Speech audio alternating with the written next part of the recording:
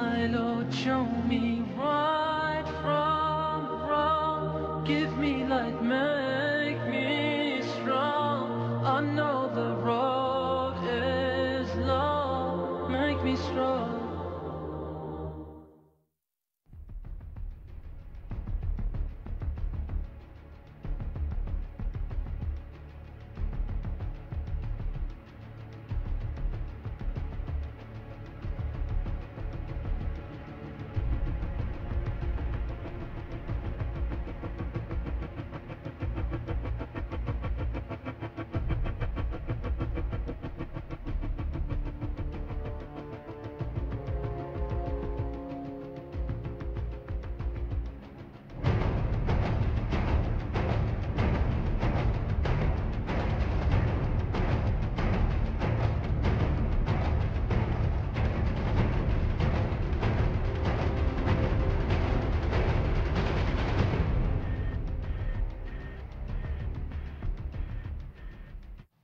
Bismillahir Rahmanir Rahim. We begin with Allah's blessed name. We praise Him and we glorify Him as He ought to be praised and glorified. And we pray for peace and for blessings on all His noble messengers, and in particular on the last of them all, the blessed Prophet Muhammad sallallahu ta'ala alayhi wasallam. And I say in particular because I am Muslim, and this is the Prophet who I follow. So in particular, the Prophet Muhammad sallallahu ta'ala alayhi wasallam. I greet you wherever you are from the studios of the Islamic Broadcasting Network here in my beautiful Caribbean island of Trinidad. Wherever you may be in the world and you are viewing this broadcast, live streaming on ibntt.net and also on YouTube on IBN Master. So wherever you are in the world and you are viewing this program, even here in Trinidad, we greet you with Assalamu alaikum wa rahmatullahi wa barakatuhu. And again, once more, we remind you that our latest book, Alhamdulillah, is now finished. I'm just doing the touching up work. And the title of the book, you'll see it on the screen just now, is Dajjal, that is Dajjal, the false Messiah, Dajjal, the Quran, and Awwalul Zaman, or the beginning of history. It's going to be a little bigger than my last book on methodology for study of the Quran, and we will be sending it for formatting. The cover design is almost complete, the back cover now to be finished, and then it will be going for printing. We still don't have all the funds we need to pay the printry, but we are expecting, inshallah, that more donations will come. So the book will soon be printed, inshallah. But you can order in advance. You can go to my online bookstore, imranhussein.com. I hope we can get it at the bottom of the screen. www.imranhussein.com, my online bookstore. And you can place an order, pre-order for the book on Dajjal. This is the first book on Dajjal. I said that we expect the price would be about £15, but this will be for those who are making their orders from the rich countries, the United States and Britain and Europe and so on.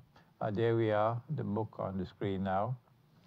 But if you're ordering the book from other countries where the standard of living is lower, then the price will be less than that. But you can make your pre-order now for the book in English and also in French, because the French translation is taking place as I speak.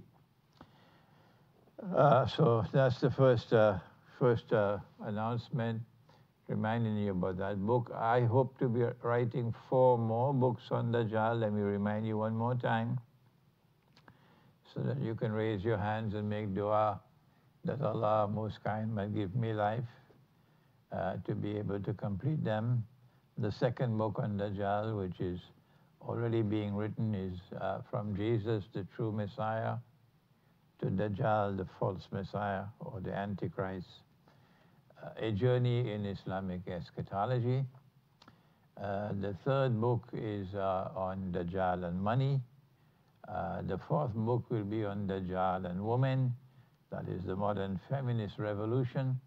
And the last one will be on Dajjal, the Quran, and Akhiru Zaman, or the end of history.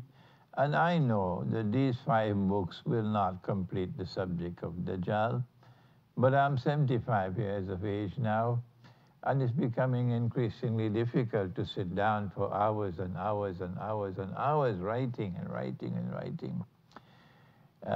So Allah has blessed me with so many brilliant students now all over the world. I have a very brilliant student there close to Zurich in Switzerland. I have a brilliant student there in Bangkok. I have another brilliant student in London. I have brilliant students, mashallah, all over the world. May Allah grant that they may rise in knowledge. So they will write the other books on Dajjal, inshallah, that I will not be able to write. I ask you to kindly raise your hands and make dua that Allah might give me life long enough and may allow me to write these 5 books on Dajjal. And then I told you that on the 5th of November, it's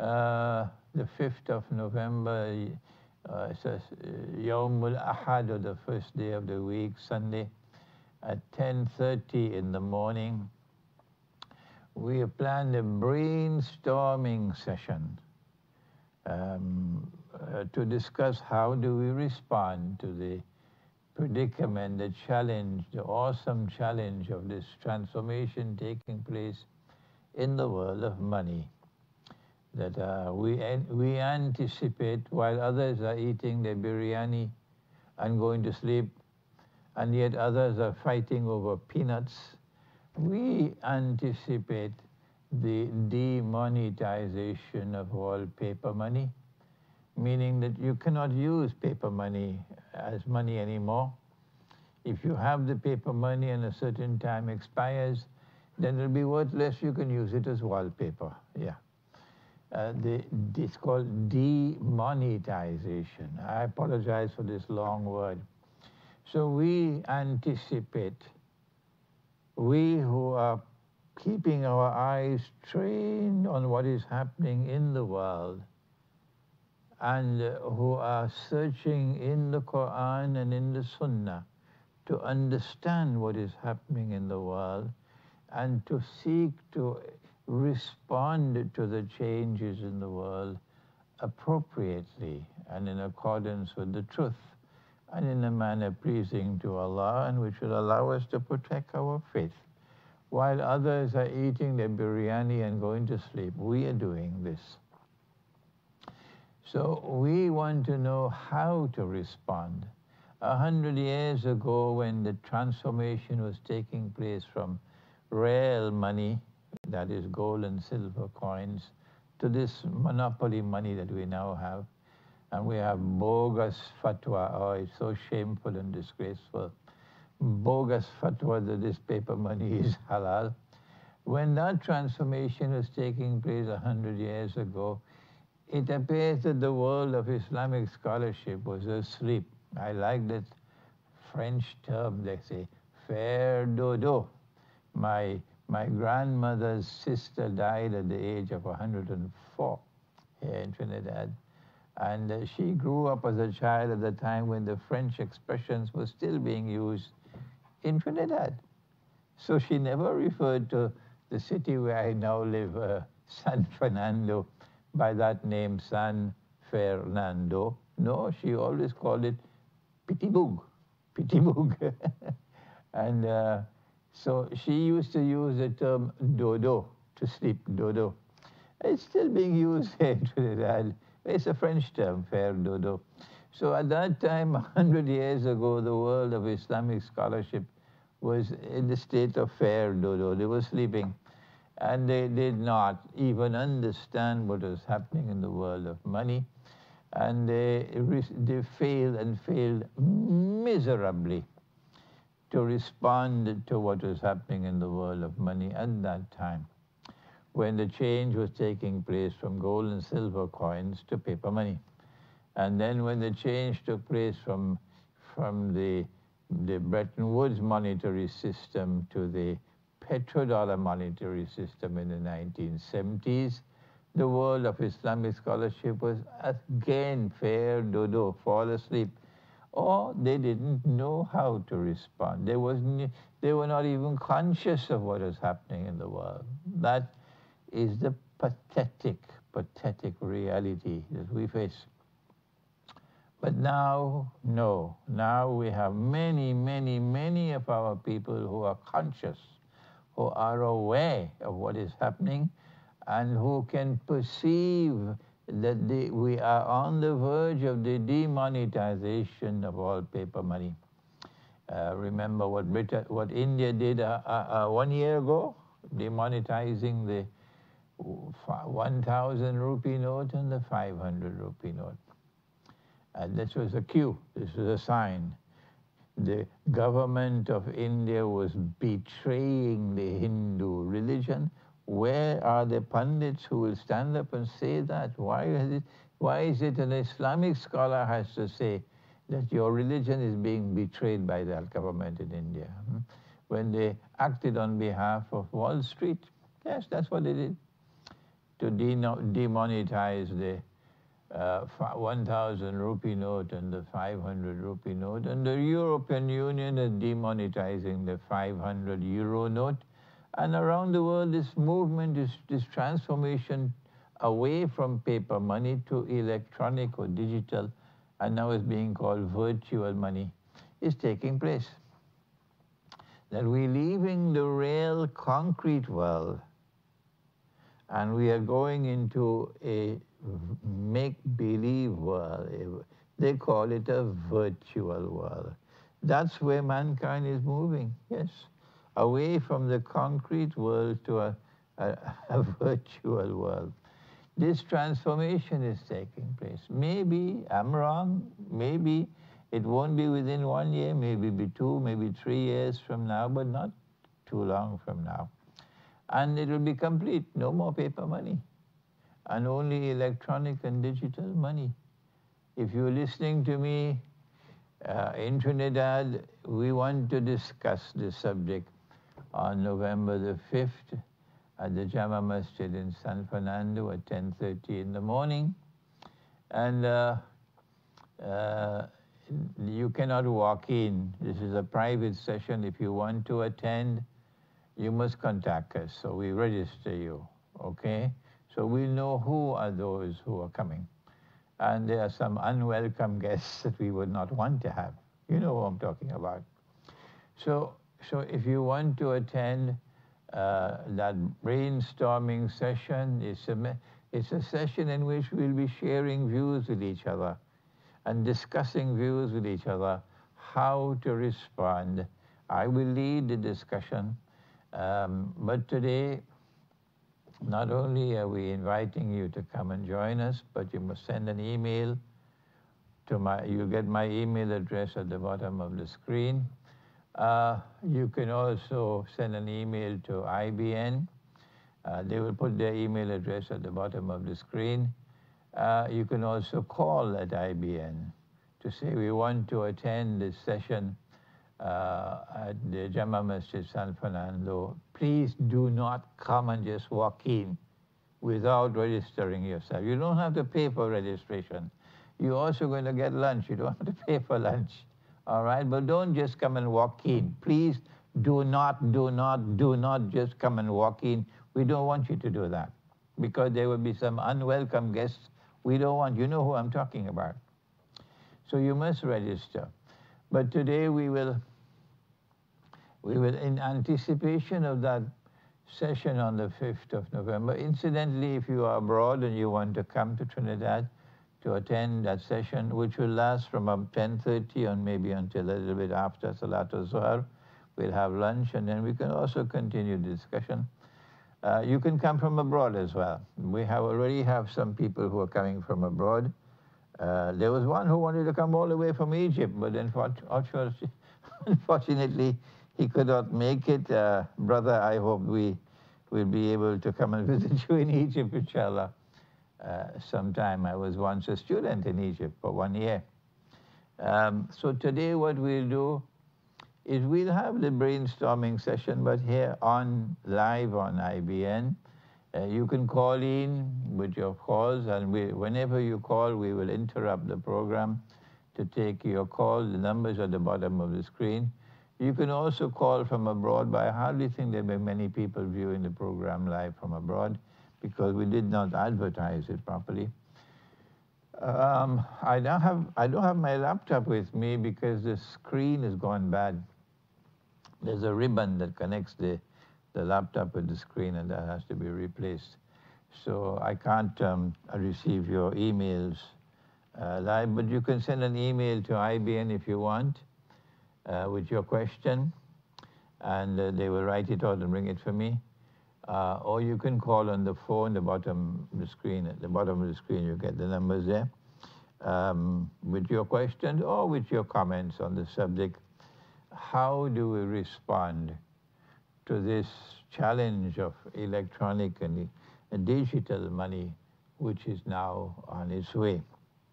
I said to you that I have only 1 month left before I travel again, inshallah, and I will be gone for several months. But there's a message for you if you are in Britain, if you are in France, if you're in Belgium, if you're in Switzerland, and that is that in late December, I will be in Britain in November for a few days, but then after that I'll go over to France, inshallah. But in late December, I have to go to Belgrade. We have the launching of my book on methodology for the study of the Quran, which has been translated to the Serbian Bosnian language. And the launching of that book will take place in Belgrade in mid-December. So when I return from Belgrade, then I'll come to Britain, inshallah. And if you are in London and you would like to have me, I'm not having any public lectures, but all you have to do is to organize a group, small group, not more than 25 people, and maybe have a small dinner, some simple meal, and I will come and spend the evening with you and spend a few hours in discussions and answering questions and in introducing Islamic eschatology or the study of the end time. If you would like to organize such a session and you are in London or in Manchester or in Birmingham, these 3 cities, then do please send me an email and I'll put you in touch with my students who are doing the organization.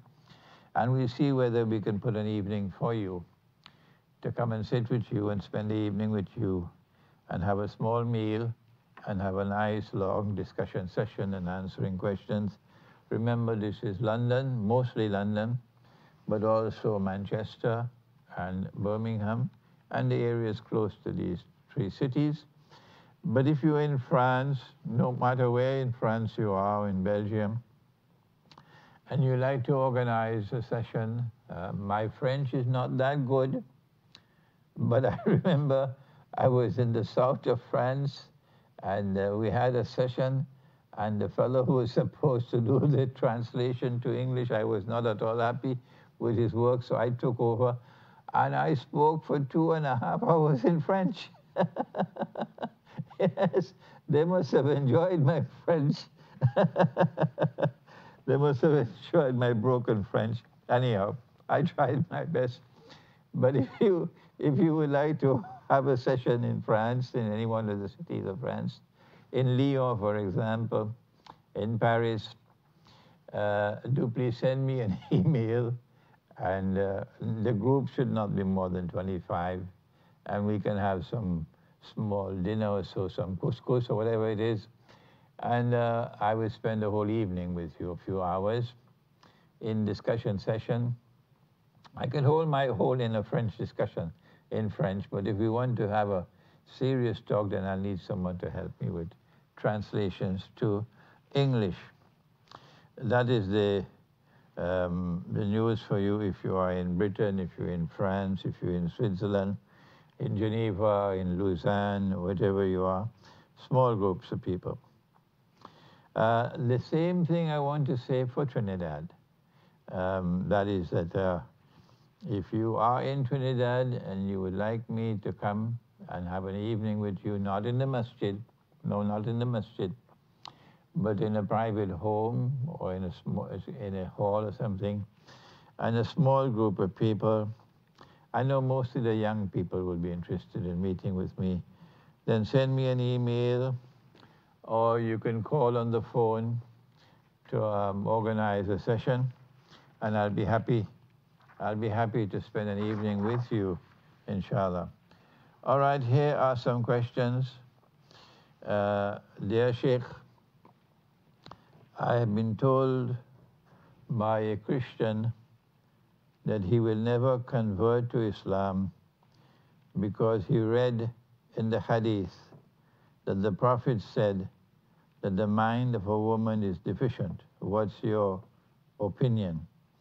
The Quran says something, and if the hadith says something else which is in conflict with the Quran, what do? You know that that hadith didn't come from the Prophet ﷺ. It came from those who want to corrupt the religion. The Quran says that Allah created all human beings with perfection. He says that in the Quran, لَقَدْ خَلَقْنَا الْإِنسَانَ فِي أَحْسَنِ التَّقْوِيمِ. The Quran says that there is no defect at all in Allah's creation. That's right. مَا تَرَى فِي خَلْقِ الرَّحْمَنِ مِن تَفَاوُتٍ فَارْجِئِ الْبَصَرَ هَلْ تَرَى مِن فُجُورٍ. Do you find any defect at all? So there is no defect in the creation of a woman. There is no defect in the creation of the mind of a woman. So where did this rubbish come from? If something is in conflict with the Quran, then take it and put it aside and stay with the Quran. The Quran is the absolute authority in Islam, absolute authority. And the Hadith has authority when it is in harmony with the Quran. Yes, you must obey when it is harmony with the Quran. But if a Hadith is in conflict with the Quran, we stay with the Quran. Next question. Sheikh, when do you think the Dajjal will appear in our dimension of time? Good question, MashaAllah. I congratulate you because there are very few people who can even ask this question. They have such little knowledge of the subject of Dajjal. Okay, let us go back to the hadith of Sahih Muslim. The Prophet, Allah's blessings be upon him, that said that when Dajjal is released, he will live on earth for 40 days. One day, yawmun kasana, one day which will be like a year. Yawmun kashahr, one day which will be like a month. Yawmun kajum'a, one day which will be like a week. Wasairu ayyamihi ka'ayyamikum, and all his days, meaning all the rest of his days, like your days. So it is at the end of his mission. After he has completed stage 1 and stage 2 and stage 3, only then will his day be like our day. Only then would he be in our world of space and time. Only then will we see him before us as a human being, as a human being. So we have to ask ourselves, has the first stage been completed? A day like a year? Has the second one been completed? A day like a month?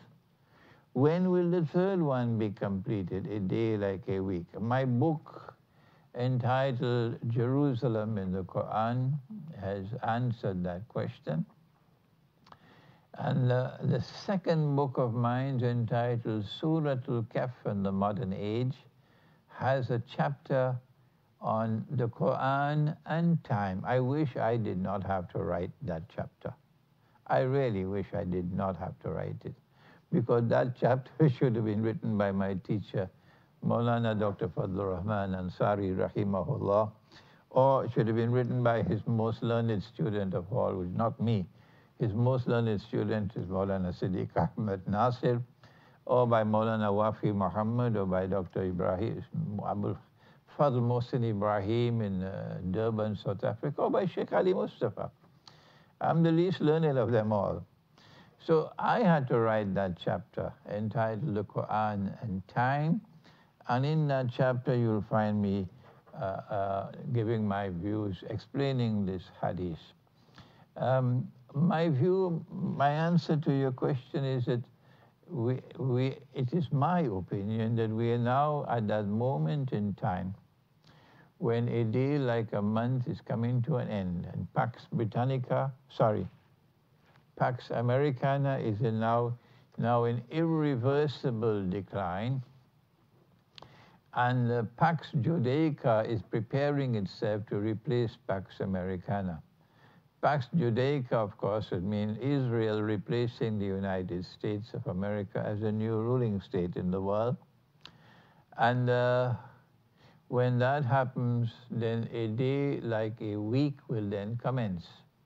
Has a day like a week commenced as yet? There are some of my students who have gone ahead of me and have said, yes, it's only going to commence with 9/11. No, I don't think. I don't have that view, no. I believe that Pax Judaica can only commence when there's no more United Nations organization, no. And no more International Monetary Fund. They have to go down into the garbage bin. So that Israel could emerge as a ruling state in the world. Pax Judaica, which says we want to turn away from the godlessness of Pax Britannica and Pax America. We want to turn away from the secular world, and we want to return to the religious way of life. That's what Israel is going to do. And we must enforce God's laws and so on. Yes, all that's what Israel is going to do. And Israel won't be a secular state, it will be a kingdom with a king. Then you know you're in a day like a week. And only when a day like a week has come to an end, only then would Dajjal be in our world of space and time. The Malhama has to take place, the Great War, the nuclear war. And the conquest of Constantinople has to take place before Dajjal will appear in human form.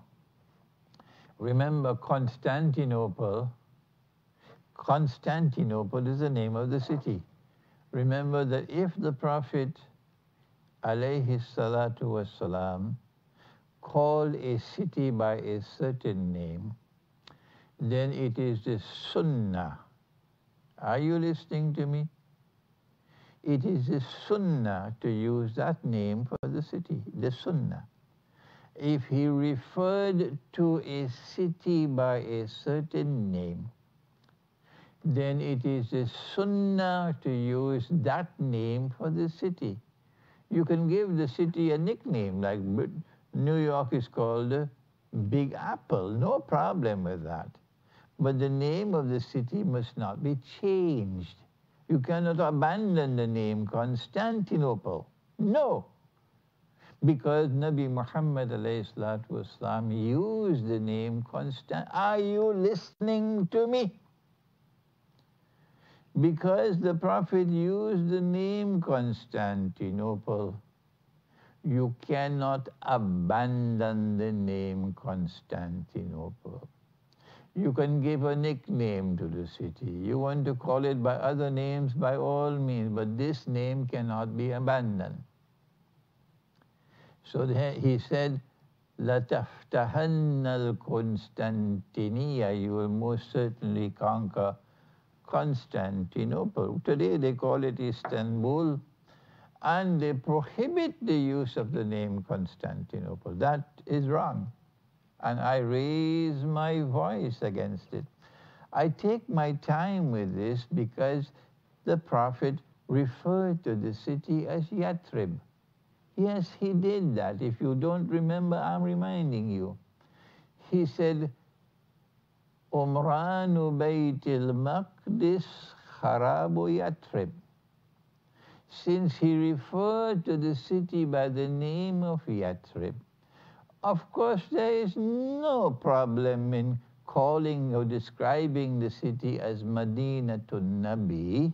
No problem with that, but you're not changing the name. No, you're referring it to as the name of the city of the Prophet ﷺ, but the name that the Prophet used is Yatrib.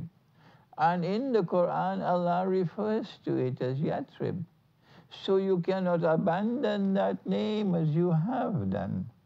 And all that I am doing is pointing out to you that you cannot abandon the name. All that I am doing to you is reminding you that it is not prohibited to use the name Yatrib. All that I'm reminding you, it is not derogatory, the name Yatrib. That's all I'm doing. That's all, that's all, that's all. So don't tell me I'm prohibited from using the name Yatrib. Okay, there's a call from Diego Martin. Hello? Okay. Assalamu alaikum. Wa alaikum salam. Sheikh, Yeah. do you think now with the threat to the US dollar by the Chinese currency, do you think that this could provoke the war rather than, say, North Korea?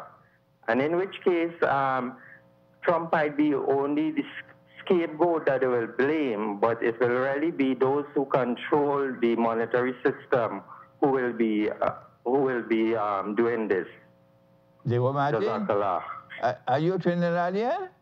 Yes, yes. Really? Yeah. I didn't think Trinidadians were so advanced in their thinking. Yeah. I thought most people in Trinidad fared dodo.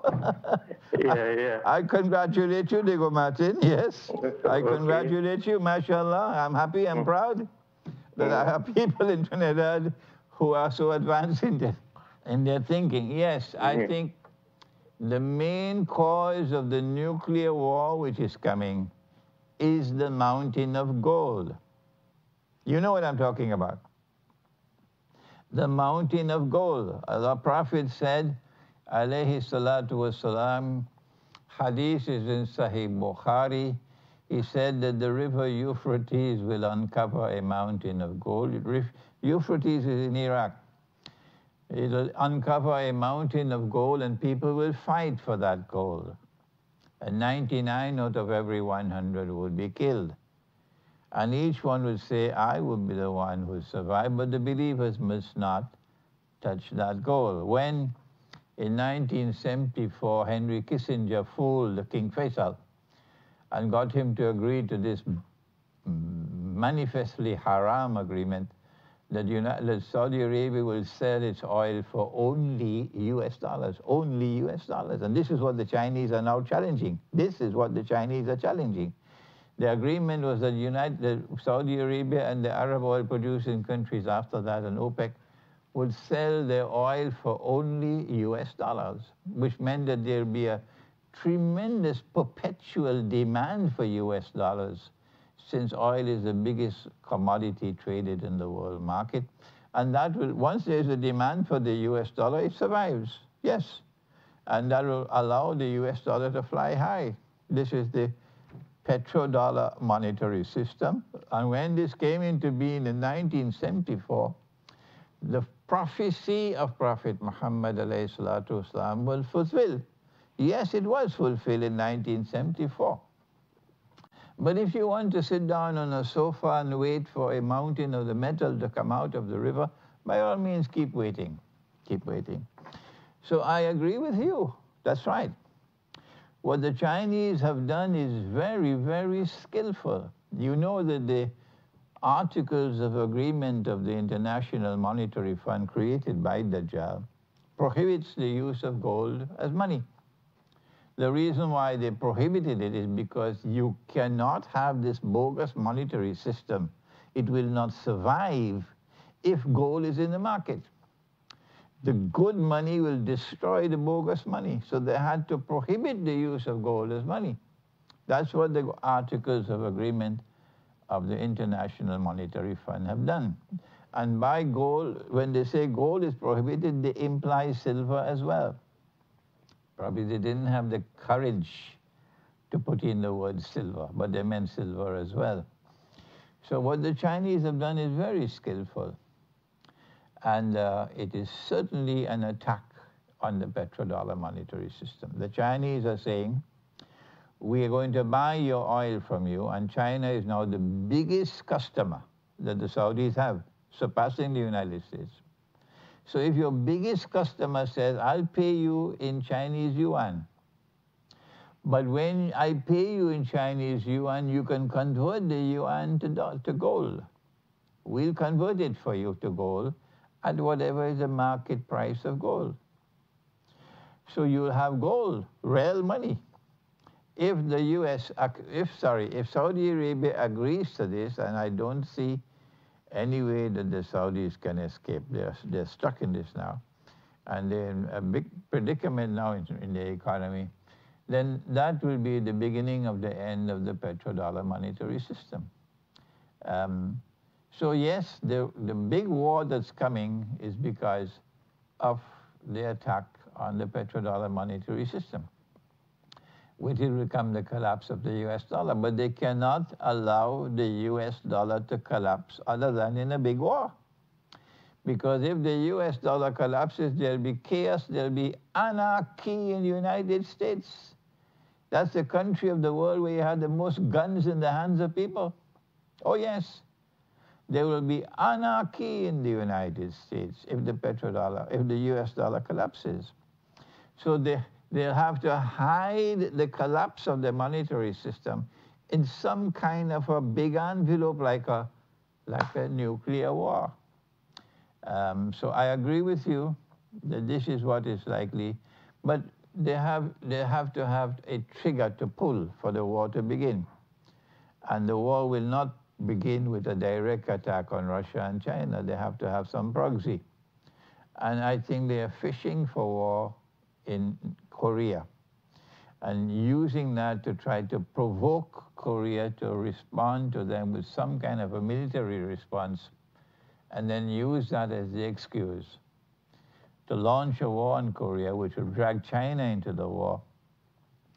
And when China is dragged into war, then Russia will be dragged into the war, and it will become the nuclear war, whole war. Okay, but I congratulate you on your question. I didn't realize that we had people in Trinidad who were so advanced in their thinking. I'm very happy about that. Okay, another question, when do you expect World War III? I just answered that. Someone said, I have a lot of cash, paper money, what should I do with it? Answer, if you have a lot of paper money, they want you to put it in the bank. If you do not put it in the bank, then they'll give you a certain time, and after that, they will demonetize the paper. You cannot use the paper as money. So all that paper money that you have, you can use it as wallpaper. That's right. Would this be the first time in history? Oh no, there have been many instances in history already where money has been used like wallpaper. That's right. So that's their plan. They want to force you to put your money in the bank. And we're going to be discussing this on the 5th of November. They use every single trick in the book to force you to put your money in the bank. So you can't put your money underneath the mattress anymore. Once your money is in the bank, then your money has become a hostage. But I've spoken on this subject already, and we'll be discussing this on the 5th of November. What are the implications of having all your money in electronic money tomorrow? What are the implications? What I will do if I have a lot of paper money is I'll buy gold and silver. Where do we buy gold and silver coins in Trinidad? We're going to discuss that subject, inshallah. So I'm not going to talk on that now. and keep my money in gold and silver, or I'll buy land or I'll buy animals. Because our Prophet said, do you know the hadith? He said, sallallahu ta'ala alayhi wa sallam, if you have land, hold on to your land. If you have animals, hold on to your animals. So that's what I'll do with my paper money. But you want to discuss with your mufti? Ask him whether the paper money is halal. Go and ask your mufti. Go and ask your maulana. Go and ask your sheikh.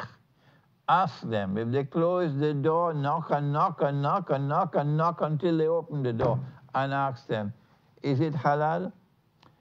If he says, well, maybe it is makruh. And you can ask, well, why did you not say this to us all this time? Why is it 20 years now Imran has been talking on this subject and you remain so ominously silent? What is wrong with you? Ask them. Ask them. If it is halal, explain to us why is it halal. Where is the proof? Okay? The next question is, but I have to live, and I cannot buy things with gold and silver. Yes, you can. Yes, you can. I remember I gave a khutbah in a masjid here in Trinidad. I won't mention the name. I don't want to embarrass anyone. How many years ago? Almost 10 years ago. And in that khutbah, this was when the great collapse took place in 2008 in money. In that khutbah, I urged here in Trinidad that we should concentrate on building a market. If I had a large portion of land on the Churchill Roosevelt Highway or on the Solomon Hochoy Highway, what would I do with that land? I would build a market. And in that market, there are stalls where people can come and buy and sell. And the market is open for Christians, for Jews, for everybody, but the market will be run on the basis of Islamic principles of business ethics. Yes. And the world will be watching with wonder, is this Islam? How come we waited so long for this? Why you never brought Islam to this country? Huh? That's what I would do. I'd build a market. That's what I would do. I would build a market. And in that market, we'd use gold and silver coin, not gold really, but silver coins for buying and selling. The khutbah came and the khutbah went and nobody bothered. Nobody bothered. So, yes, if we can put our heads together and formulate a plan to establish a market, I don't think the government of Trinidad and Tobago will be so foolish. I do not think that the Trinidad and Tobago government will be so foolish as to put their foot in to try to stop us. I don't think they'll be so foolish with a capital F to put their foot in to try to stop us. Yes, if we want to build a market where people can buy and sell using money which is real money, which the temple in Jerusalem at the time of Jesus, the temple in Jerusalem at the time of Jesus, let me remind the Christians, the temple in Jerusalem, we call it Masjid al-Aqsa, you call it the temple, minted its own coins, yes, gold and silver coins, and they used the gold and silver coins for buying and selling. If the temple in Jerusalem used it, which governments will be so stupid to try to stop us from using it? This is what we can do to build our own market. Dear Sheikh, we Muslims love our religion, and that's very obvious. We are prepared to fight and to die for our Prophet. We hear of events in Pakistan where an individual has, okay, that's all, I don't know what's the rest of the question. An individual has something. Next question. Sheikh, tell us something about the Mahdi. Not now. We're talking about money now.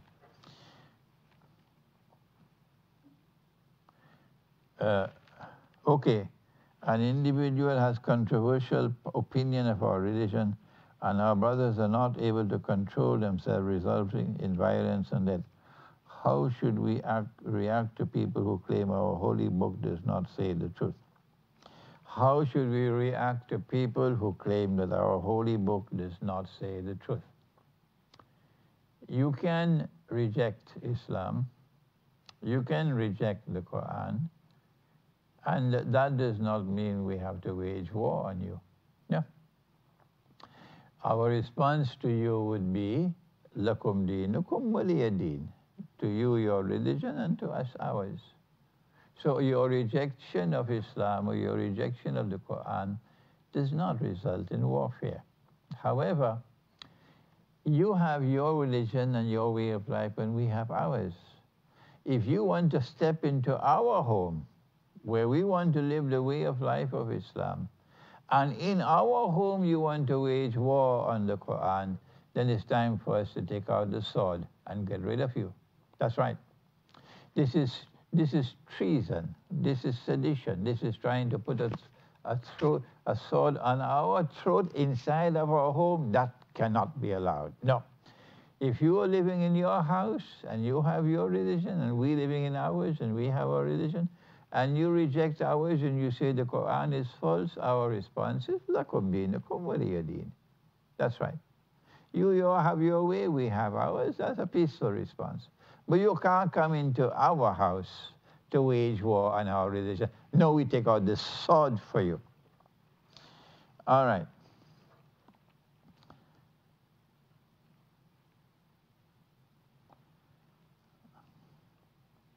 I don't understand. Are you allowed to lie? It is allowed to lie to the Zionist people and rest the government. What are they lying about? I don't understand. Maybe you should speak. You should write to me in English. Do you have any information concerning the Sea of Galilee? Oh, the reason why he asked about the Sea of Galilee is because, do we have any more calls? I don't see any more. If you want to call in and give us your opinion, we'll be very happy to hear your opinion. Maybe you would say something to us which will be of value, and we can then use that and have a discussion on that on the 5th of November in our brainstorming session. So do please call. I'm waiting for your calls. The numbers are at the bottom of the screen. Now then, the Sea of Galilee. The reason why he asks about the Sea of Galilee, because the Sea of Galilee is in the Holy Land, and our Prophet said about Gog and Magog. You remember what he said? He said that when Allah releases Gog and Magog, the first of them will pass by the Sea of Galilee on his way to Jerusalem. Well, the word Jerusalem is not in the Hadith, of course. The Prophet used the name Baytul Maqdis, like he used the name Yathrib and he used the name Constantinople. So we should follow the Sunnah. The Sunnah is Constantinople, the Sunnah is Yathrib, and the Sunnah is Baytul Maqdis. He said the Gog and Magog will pass the Sea of Galilee on the way to Baytul Maqdis or Jerusalem, and they will start to drink the water. And by the time the last of them all pass, they will say there used to be water here. Jesus, Nabi Isa alayhi salam, will not return until the Sea of Galilee is dry. The Christian doesn't know that. But we Muslims know that because we have Prophet Muhammad. Allah's blessing be upon him. Yes, Faisal on the phone. Hello? Assalamu alaikum. Wa alaikum salam. Maulana, our money is already tied up with the U.S. government. We already sign up things for fraudulent money and them kind of laws that they have put up on us already. How we can deal with that? Our money is already tied up. Yeah. The first response is, if you borrow money on interest, then Allah says in the Quran that if you turn away from the interest of the riba, فَلَكُمْ رُؤُوسُ أَمْوَالِكُمْ, you have an obligation to repay the principal sum which was borrowed, you do not have an obligation to repay the interest. So what we would say, if we are Pakistan, for example, and you have so many loans, that's why they give you the loans. They gave you the loans so they could tie your feet and make you a slave. That's why they give you the loans. And they're giving loans of what? Invisible money, paper money. They didn't work for it, no sweat. Are using that bogus money to tie you up. So what we say to you is, yes, we borrow this money from you. And we repay whatever we borrowed from you. But we're not going to pay any interest, not now. Number two, we will repay you the money on the basis of our capacity to repay. On the basis of our capacity to repay. That's how we repay you the money.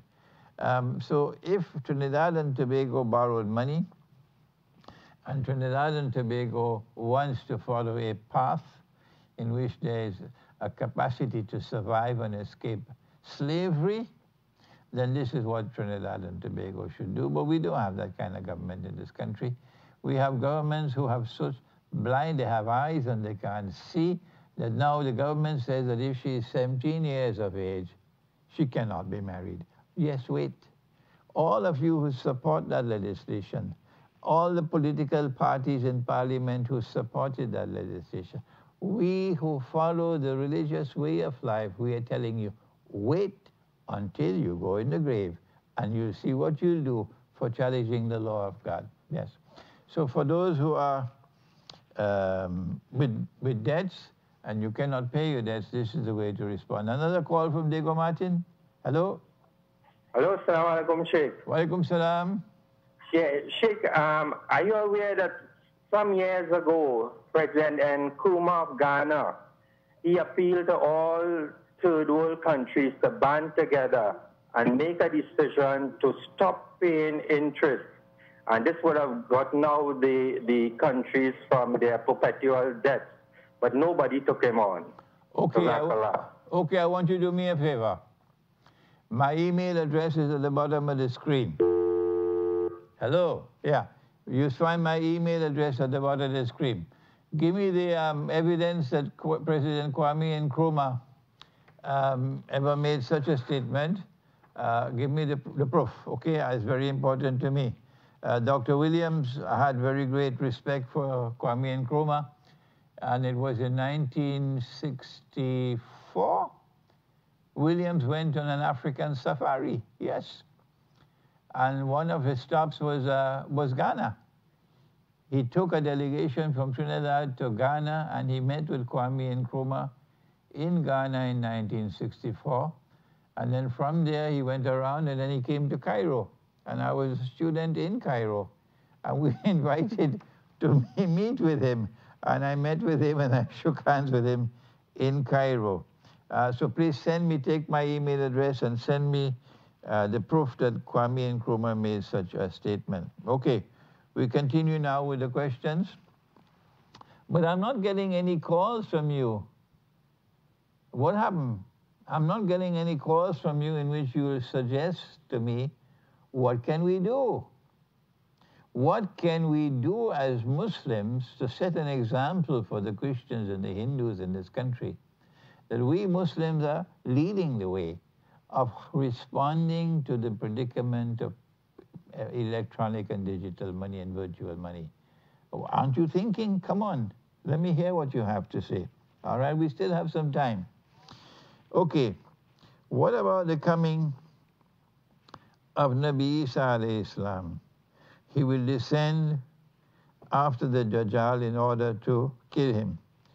So how will we be able to recognize Jesus alayhi salatu wasalam? What about the Mahdi? These are not questions connected with money. I want questions and I want comments connected to money. We'll have another time to deal with the Mahdi and so on. My son insists to ask me if cryptocurrency, Bitcoin, is halal. Oh, that's a good question. That's a good question. Is Bitcoin halal? What do you say? What do you say? Tell me. What do you say? Answer. Money in the Quran And money in the Sunnah is always money with intrinsic value. You never hear this on the khutbah, do you? You hear everything else on the khutbah, you will not hear this in the khutbah. No. Money in the Quran and money in the Sunnah is always money with intrinsic value. The value of the money has to be in the money, okay? It is value created by Allah. Allah creates wealth, not George Soros. Bitcoin is like paper money. Bitcoin is like all other invisible, intangible, electronic money. It is fictitious money, and therefore it cannot be halal. Bitcoin is now legalized by the government of Malaysia as legal tender. The government of Malaysia has legalized Bitcoin as legal tender. Are you listening to me in Malaysia? Your government has legalized Bitcoin as legal tender, meaning you can use Bitcoin to buy and sell in Malaysia. But they will not legalize dinar and dirham. What a shame.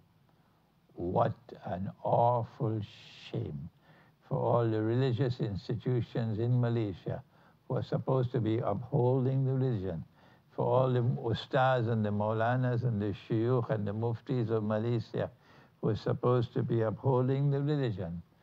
The dinar and dirham are not allowed as legal tender in Malaysia. You cannot use it to buy and sell. But Bitcoin is legal tender. Shame on you. Shame on you. Now then, we do not have any more calls.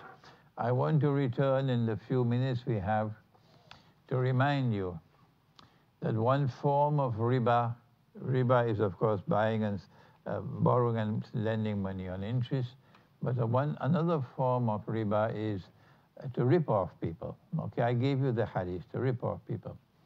And this monetary system that we have is ripping off people. It is ripping off Algeria, it is ripping off Pakistan, ripping off Bangladesh, ripping off Indonesia, ripping off Africa. It's the biggest rip off of us all. So it is riba. How come we don't get a khutbah on riba? If you know any imam giving a khutbah on riba in Trinidad, please send me an email. I want to go and listen to him. Because I don't know, maybe Santa Claus have to come on a reindeer from the North Pole to give a khutbah on riba because nobody else wants to do it. We need a khutbah on riba so that we'll be able to understand the subject and people can be reminded. But before I end, let me remind you what I said last time, that cash transaction and a credit transaction must have the same price. If the credit price is higher than the cash price, then the reason why it is higher than the cash price is because you have to wait for your money. And therefore your money must be able to increase over time. Money increasing over time is called riba. Money that increases over time, the increase is called riba. So a cash transaction which is higher than a credit transaction, the price of the credit transaction is higher than the cash transaction. The difference between the two will be riba. So credit price and cash price must be the same. All right? Murabaha is a credit transaction. The Islamic banks give you murabaha, and it is a credit transaction. And the credit price is higher than the cash price. The difference between the two is riba. Do you hear me? The difference between the two is riba. You better understand now before you go in the grave. Because when you go in the grave, it will be too late for you with your bogus fatwa and your bogus guidance to the people with your Islamic banking system and your Islamic credit union and all this nonsense. I am sorry that I become so angry, but I've been talking for 20 years now.